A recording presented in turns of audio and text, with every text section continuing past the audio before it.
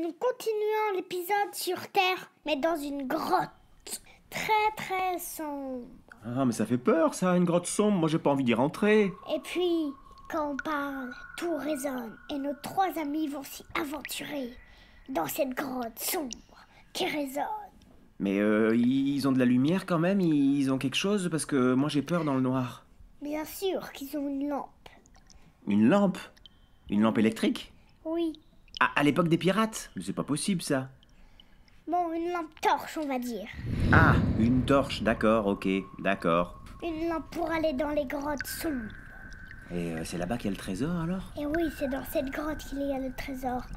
Et nos trois amis vont s'y aventurer.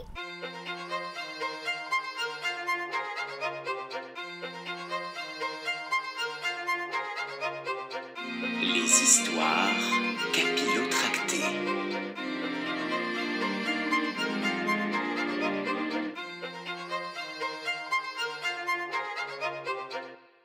Et voyons ce qu'ils font encore au capitaine Croque-Morse. Ils le ligotent. Ils mettent un truc sur la bouche pour plus qu'il parle, parce qu'il commence à nous gonfler un peu avec sa voix. Capitaine Croque-Morse! Avant, ils ont détruit son robot et tout. Et avant, il a sorti un pistolet. Et James, rapide comme l'éclair, donne un coup de pied dans son pistolet et le fait valdinguer au bout de la grotte. Ce qui est quand même très très beau comme histoire, c'est quand même notre ami le Cyclope, qui retrouve son papa et sa maman dans cette grotte. Ouais, ça c'est vachement beau. Après ces éprouvantes, mais néanmoins émouvantes retrouvailles, les parents du Cyclope racontent leur histoire. Lorsqu'ils mirent leur petit prince de la planète rouge dans sa capsule spatiale, ils lui inoculèrent un produit spécial permettant de le localiser où qu'il soit. Et avec le visuel, s'il vous plaît. Les parents du bambin, via un dispositif d'une technologie hautement avancée, pouvaient suivre les aventures de leur rejeton comme si son gros œil était l'objectif d'une caméra. Bon, pas évident pour nos amis pirates de comprendre tout ça, vu que la caméra ne fut inventée que quelques siècles plus tard sur Terre. Mais bon, passons. Le roi et la reine de Mars s'étaient donc exilés sur cette charmante petite île tranquille où ils savaient qu'ils pourraient vivre en paix. La maman, ayant un bon coup de pinceau, s'occupait en dessinant sur les murs de la grotte leur histoire, puis celle de son fils et de ses amis marins. Mais ils commençaient à s'ennuyer tout seuls, et un peu égoïstement voulaient retrouver la chair de leur chair. Comme les Croque-Morse avaient enclenché un champ magnétique spécial autour de l'île, les empêchant de la quitter, il fallait que ce soit leur enfant qui vienne à eux. Alors maman Cyclope dessina cette carte au trésor plus vraie que nature pour appâter les pirates. « Oh, mais quelle idée géniale! Alors c'est... » s'enthousiasme Barbe Mauve, avant de s'interrompre lui-même brutalement, réalisant qu'en fait, il n'y a aucun trésor sur l'île. Ah, tu te rends compte, Elliot? Il n'y a aucun trésor sur l'île. Et ça a été ce qu'on appelle un appât, cette carte au trésor. C'est quoi un appât? Un appât, c'est comme à la pêche. Tu sais, on met un appât au bout de la ligne pour appâter le poisson. Et pour qu'il vienne et qu'ensuite on puisse le pêcher. Tu vois ce que c'est? Oui. Qu'est-ce qu'on utilise à la pêche comme appât? On utilise, pour les gros poissons, on utilise un faux petit poisson en plastique. Et puis pour les petits poissons, on met un truc qu'ils aiment au bout. Comme un ver de terre, par exemple? Un truc de terre. Et là, c'est un peu pareil. Mais sauf qu'à la place du ver de terre, c'était une carte au trésor dans une bouteille. Les géants s'étaient servis de lui. Le grand, le légendaire Barbe Mauve, qui en avait vu des vertes et des pas mûres, avait été manipulé comme un bleu. Alors, il voit rouge, forcément. Non seulement il ne gagnait aucun trésor, mais il perdait de surcroît son fils adoptif, à savoir le meilleur membre de son équipage.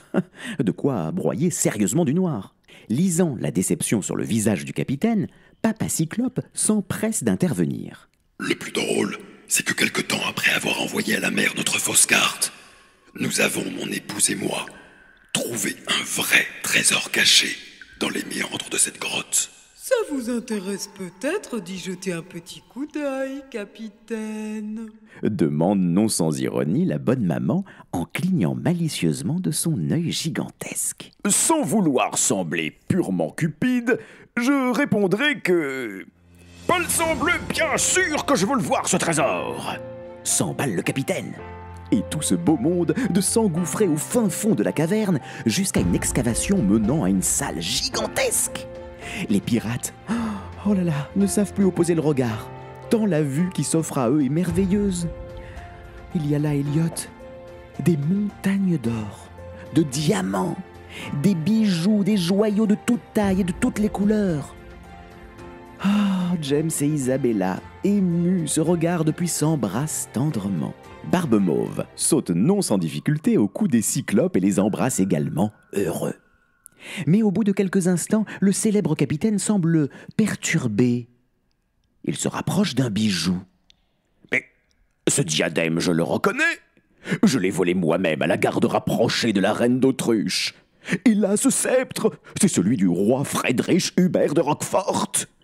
Et même que je lui avais subtilisé sous son nez, sans qu'il ne se doute de rien, le bougre, en le remplaçant par un vieux bout de bois. Se souvient Barbe Mauve nostalgique. Mais qu'est-ce que vous racontez, capitaine? C'est impossible, enfin, vous n'avez jamais mis les pieds sur cette île. Rétorque James éberlué. Moi, non. Mais lui, oui. Répond le pirate en désignant un squelette gisant près du trésor. Cette vermine de barbe pourpre, mon second à l'époque. Je vous parle d'un temps très lointain, j'avais alors un tout autre équipage. Nous étions au top de notre carrière. Les pirates les plus redoutés de la surface du globe. Nous avions amassé avec les années un butin colossal. Que voilà, justement, dit-il en désignant le trésor sous leurs yeux. Cette légende sur mon compte, celle qui prétend que je me suis moi-même enterré vivant avec mon trésor, eh bien, c'est vrai. Je l'avoue aujourd'hui. Dans toute l'histoire de la piraterie antique comme moderne, aucun pirate n'avait réussi à dérober une telle fortune. À mon apogée, je demandais à mes hommes de m'enterrer sur une plage paradisiaque avec mon trésor, pensant que je l'emmènerais avec moi dans l'au-delà. Mais mon second Barbe Pourpre était envieux et jaloux. Il m'enterra, certes, mais prit la poudre d'escampette avec tout ça, raconte avec amertume le capitaine, en balayant d'un geste de la main cette incroyable étendue d'or. J'ai réussi à me libérer et à sauver ma peau, mais pas ma fortune. Mais il en faut plus pour décourager un pirate, et j'ai cherché des années durant cet ignoble chacal puant de Barbe Pourpre, sans succès. Je le retrouve aujourd'hui dans un piètre état. Ah là là là là, c'est ainsi que s'achève l'incroyable et pourtant authentique histoire de James Tête d'Orange et de tous ses amis. Rapidement après la découverte du trésor, James comprit que c'était lui le bébé que sa mère avait abandonné aux conquistadors espagnols. Il était donc indirectement responsable de la malédiction qui pesait sur les Narancha, jusqu'à l'arrivée d'Isabella. Et ça, c'est parce que les dieux ils croient que c'était une déesse? Exactement. Se sentant redevable et ayant retrouvé ses véritables origines, James décide donc de rester vivre sur l'île des Igouigouis avec sa bien-aimée. Et comment se fait-il que tes parents adoptifs t'aient appelé James ? S'interroge Barbe Mauve. Ça ne fait pas très espagnol tout de même. Oui, et c'est vrai que ça sonne pas vraiment espagnol, mais ça sonne beaucoup mieux pour un pirate que Pépito. Répond notre héros, le sourire aux lèvres. Et puis il est devenu pirate et il s'appelait James. Pépito. Il s'appelle Pépito.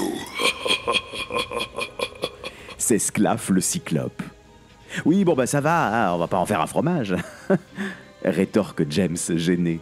Pendant quelque temps, tout ce beau petit monde vécut ensemble sur l'île, nageant dans le bonheur simple de la vie insulaire. Mais on ne se refait pas, et un pirate reste un pirate, comme un martien reste un martien. C'est pourquoi les extraterrestres qui avaient échangé leur soucoupe contre le bateau refirent leur apparition, disant qu'ils s'étaient assez amusés et que leur planète leur manquait. Barbe Mauve sauta sur l'occasion pour repartir à l'aventure. Il commençait à s'ennuyer, le bougre, tout comme l'ensemble de son équipage qui se fit une joie de reprendre la mer. Isabella et James mouraient d'envie de les accompagner, mais n'osaient pas décevoir les Narantia. Ce sont donc les indigènes eux-mêmes qui insistèrent pour que les amoureux s'en aillent. Bien sûr qu'ils les aimaient très fort et étaient tristes de les voir partir, mais ils voyaient bien que leur place n'était pas ici, à vivre seulement d'amour et d'eau fraîche. La famille Cyclope, quant à elle, accompagna les extraterrestres pour qu'ils les déposent au passage sur Mars. Le petit prince de la planète rouge était bien décidé à reprendre sa place sur sa planète et à en découdre avec les Croque-Morts. Ses parents étaient si fiers de lui, de leur tout petit de 3 mètres de haut. Il est encore plus grand que toi. Ah bah ça oui, il est plus grand que papa. Hein. Papa ne fait pas 3 mètres de haut. Même quand il était petit, il est arrivé là, hein, quand il était petit. Oui, même quand il était petit, je pense que papa était plus petit que le Cyclope petit. Ouais. Bon, allez petit moussaillon, c'est l'heure d'aller au dodo maintenant. Oh non, encore une histoire, papa. Comment ça, encore une histoire? Je crois que cette histoire était déjà assez longue comme ça. Moi, je veux encore une histoire qui dure 281 jours. Allez moussaillon, sous la couette. Il est temps de dormir. Et n'oublie pas, Elliot, que les trésors que nous réserve la vie ne sont pas toujours ce qu'on croit. Moi, en tout cas, je sais que mon trésor, c'est toi. Bonne nuit, mon chéri. Allez, bonne nuit. Bonne nuit, papa. Bonne nuit, maman. Fais de beaux rêves, de pirates bien entendu. Ah, toi aussi, papa.